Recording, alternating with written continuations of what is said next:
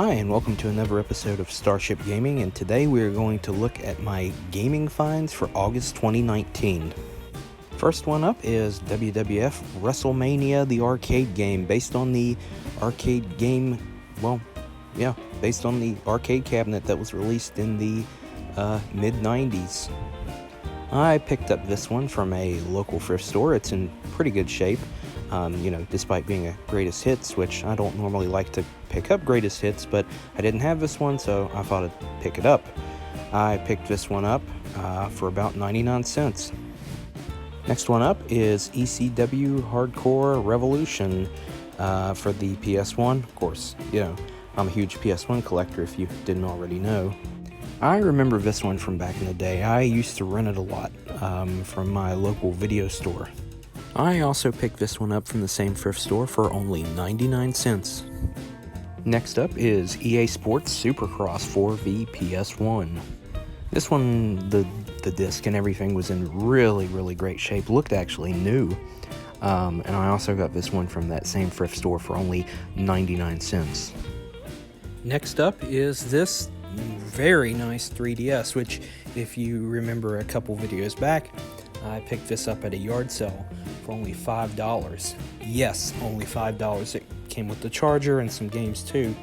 And I am planning to make a follow-up video on this. Probably around October, if I get around to it. Depends on how I feel at that time. But I got this one for $5, and like I said, it also came with some games. It came with Lego Indiana Jones, The Original Adventures, Lego Star Wars, The Complete Saga, Monster Hunter 4 Ultimate, and Adventure Time, Explore the Dungeon, because I don't know. So for $5, this pickup, it's not too bad. I'm actually very proud of this one, because the console, the 3DS is still a current console. They're still being sold in stores. Games are still being sold, made for them as of the recording of this video, which, of course, the new Nintendo Switch Lite is on the verge of being released very soon as of this recording. So we'll wait and see if the 3DS just silently gets swept under the rug by Nintendo or not. Next up is Escape from Monkey Island for the PC. I actually got this from a local Goodwill. My local Goodwill is really high on their prices. They're fairly, expensive to an extent. Of course, if you went to a gaming store and bought this for what I paid for it, it wouldn't be too bad. This game goes for, just with the jewel case and everything, roughly $10. For me, a budget gamer, even though I run a gaming store and sell stuff at retail prices, I myself am a budget gamer. Of course, not saying that I don't sell stuff too high. I sell them at fair prices, but I'm a cheapskate when it comes to collecting, which I think a lot of gamers are, unless you really want it or you can't find it anywhere else. But I paid $3.99 for this from a local Goodwill. Which they don't get very many PC games. When they do, it's puzzle games, and they slap $3.99 on them, and the ones that aren't worth anything worth collecting, you find them a dime a dozen everywhere. But this one just stood out because it was Escape from Monkey Island, which was a LucasArts game. The discs, I believe it was 2 discs. I haven't played it yet. I'm planning to, though. It came with 2 discs, I believe. Both were in mint condition. The jewel case only has a small crack on the front. Not a big deal. That can be easily replaced.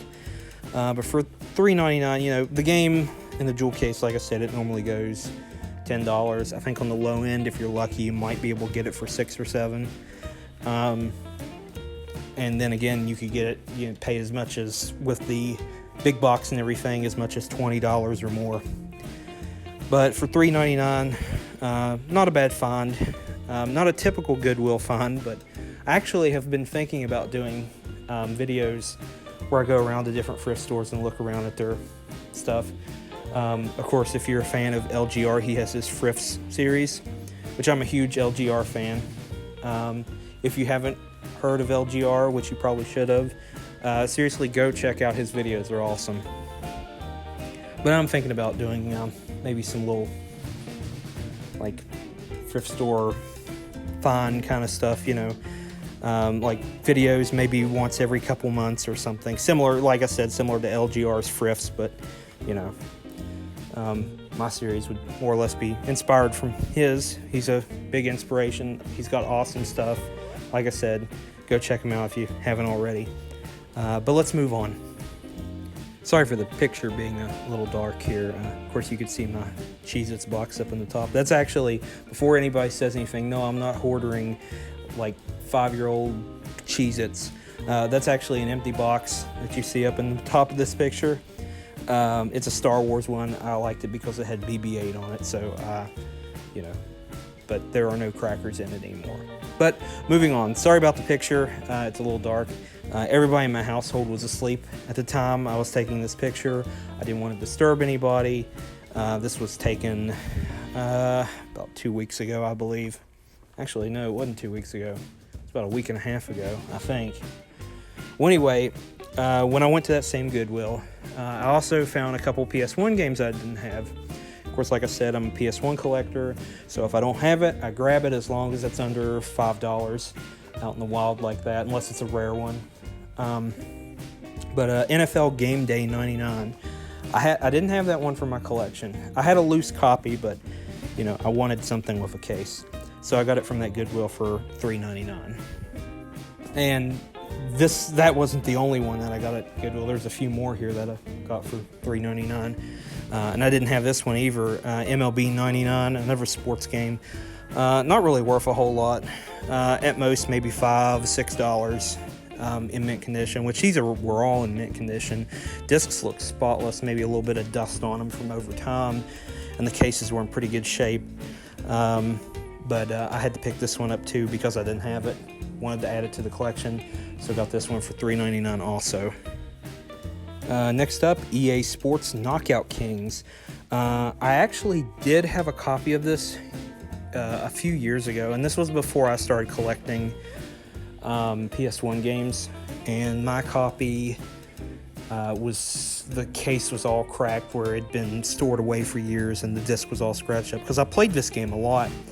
And I think, if I believe correctly, my mom bought my original one from Walmart, from their bargain bin for like $10 around 2003, I think, when they were just getting rid of their PS1 stuff because they just had so much of it left over.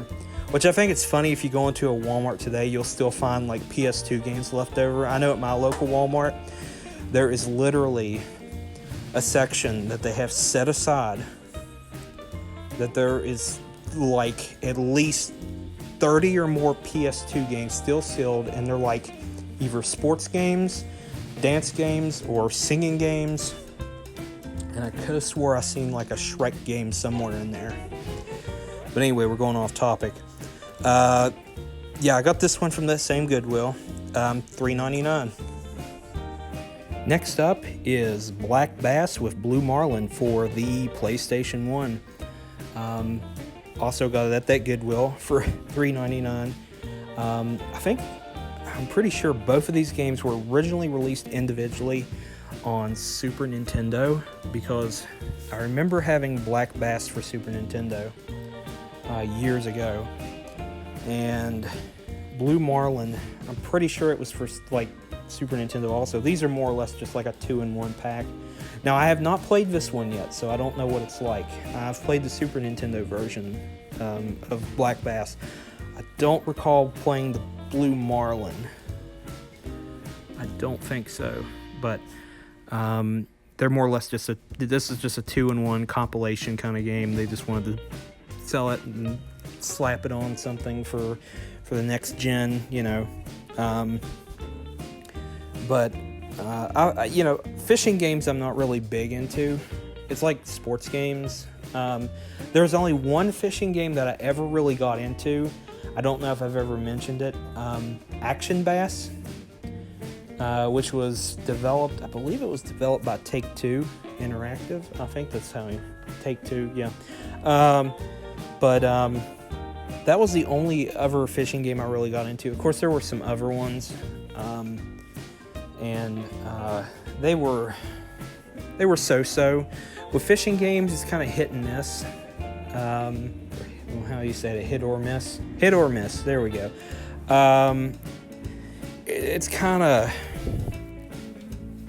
weird, because some of them are actually really decent, and then some of them just, you play them for like 2 minutes and you're sitting there waiting for a fish and nothing happens. The one thing that annoys me, and it's probably with this game too, with PS1 fishing games, some of the real early ones, which this is probably one of them, if not, this is probably more or less a direct port of the Super Nintendo version, just better sound and picture quality and all that, of the Super Nintendo versions of the games. But the one thing that always annoyed me about fishing games is when they do a side view. Like, I understand that technology wasn't that developed, to the point where you had a full three-dimensional fishing environment.